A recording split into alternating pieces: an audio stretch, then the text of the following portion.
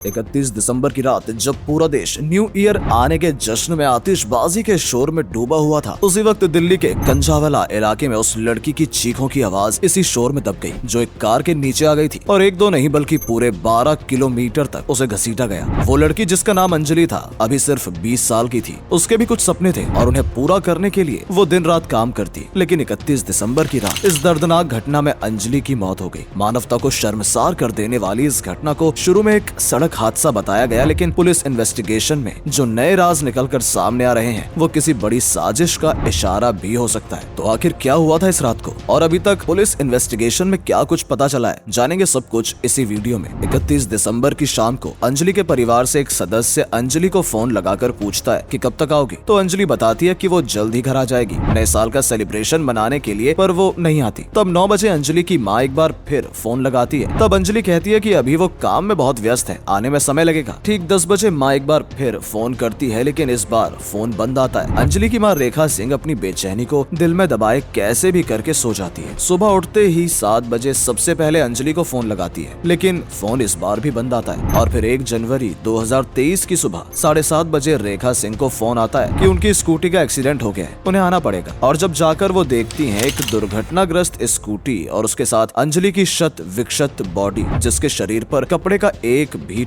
टुकड़ा नहीं था। सड़क पर 12-13 किलोमीटर घसीटने के कारण उसके शरीर की स्किन की ऊपरी परत हट चुकी थी, जिससे हड्डियां दिख रही थी। उसके सिर में दिमाग नहीं था और ऐसा उन्होंने बहुत कुछ देखा जिसे देखकर उनकी रूह कांप गई। उस बॉडी को देखकर कोई भी अंदाजा लगा सकता था कि अंजलि ने अपने जीवन के आखिरी वक्त में कितनी यातना झेली है। बस इसके बाद क्या, कुछ ही घंटों में ये खबर पूरे देश में हवा की तरह फैल गई और तुरंत पुलिस की 18 टीमें इस मामले की तहकीकात के लिए जुड़ गईं। जिस जगह ये हादसा हुआ उस जगह पर आने वाले तमाम रूट्स के जब सीसीटीवी फुटेज खंगाले गए तो उस कार का पता चल गया जिससे ये एक्सीडेंट हुआ था। कार को तुरंत जब्त कर लिया गया और आगे की तहकीकात से ये पता चला कि इसमें 4 लोग थे, जिनमें से एक अमित खन्ना 25 साल का था और SBI बैंक के क्रेडिट कार्ड विभाग में काम करता था। दूसरा 26 साल का मिथुन था जो हेयर ड्रेसर था। तीसरा था 27 साल का मनोज मित्तल, जिसकी सुल्तानपुरी में किराने की शॉप थी। ये बीजेपी पार्टी का एक सदस्य भी था। और चौथा अपराधी था 27 साल का कृष्णा, जो कनॉट प्लेस में स्पेनिश कल्चर सेंटर में काम करता था। जब इनसे अच्छे से पूछताछ की गई तो एक नए किरदार की एंट्री हुई। नाम था दीपक। आरोपियों ने बताया कि दीपक ही बेलेनो कार चला रहा था।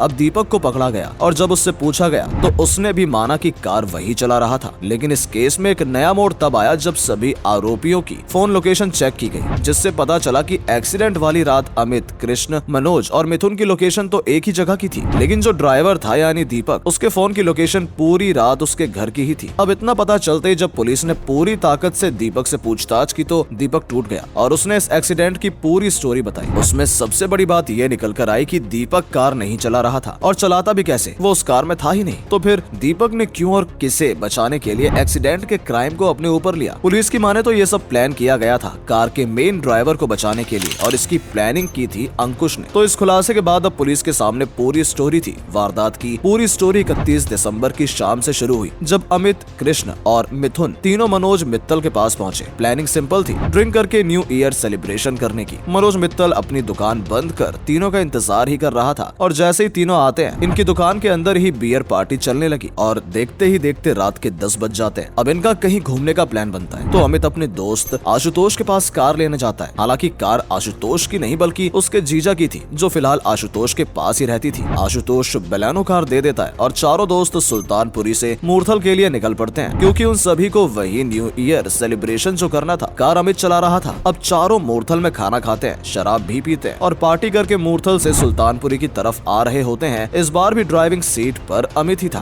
उसी रास्ते में अंजलि और निधि अपनी जुपिटर स्कूटी से न्यू ईयर पार्टी सेलिब्रेट करके वापस आ रही थी। तभी एक संकरी सी जगह इनकी कार और स्कूटी की जोरदार टक्कर हो जाती है, जिसमें निधि तो दूर गिर जाती है, लेकिन अंजलि कार के बाईं तरफ गिरती है और उसका पैर कार के अगले पहिए में फंस जाता है। अब आरोपियों को यह पता था कि कार में लड़की फंसी है, लेकिन फिर भी उन्होंने कार नहीं रोकी और इस डर से कि उन्हें एक्सीडेंट करने की सजा होगी वो कार भगाते रहे। उन्हें पता था कि न्यू ईयर की रात है और पुलिस गश्त में है, इसलिए वो ऐसी गलियों से कार निकालते रहे जहां पुलिस ना मिले। और सुबह करीब 3 बजे वो कंझावाला मोड़ पहुंचे जहां अंजलि की बॉडी कार से अलग हुई और 4 बजे पुलिस को जब अंजलि की डेड बॉडी की खबर मिलती है। अब ये चारों आरोपी सबसे पहले ड्राइवर अमित के भाई अंकुश से मिलकर सब बताते हैं, पर पेच यहाँ फंस रहा था कि अमित जो कि ड्राइवर था उसका ड्राइविंग लाइसेंस नहीं बना था और जिसका ड्राइविंग लाइसेंस नहीं है उससे एक्सीडेंट हो जाए तो उसकी सजा ज्यादा होती है। इसलिए अंकुश ने सलाह दी कि किसी तरह दीपक को यह जुल्म अपने सिर लेने के लिए मना लिया जाए तो काम बन सकता है। दीपक अमित और अंकुश का कजिन था, उसे इस मामले की गंभीरता का बिल्कुल अंदाजा नहीं था और उसने अमित को बचाने के लिए खुद ड्राइव करने की बात कबूल ली। ये सब प्लानिंग होने के बाद अमित आशुतोष के पास कार पार्क करने जाता है और उसे भी इस पूरी घटना की जानकारी दे देता है। आशुतोष को पता चलते ही वो अपनी कार से खून के छींटे मिटाने की कोशिश करता है। फिलहाल पुलिस की इन्वेस्टिगेशन चल रही है और अभी तक मिले सबूतों से यही पता चल रहा है कि ये एक एक्सीडेंट था, लेकिन आरोपियों को भी ये पता था कि लड़की कार के नीचे फंसी है। बाकी आप इस पूरी घटना के बारे में क्या सोचते हो? इन आरोपियों को क्या सजा मिलनी चाहिए? हमें कमेंट करके जरूर बताइएगा। धन्यवाद।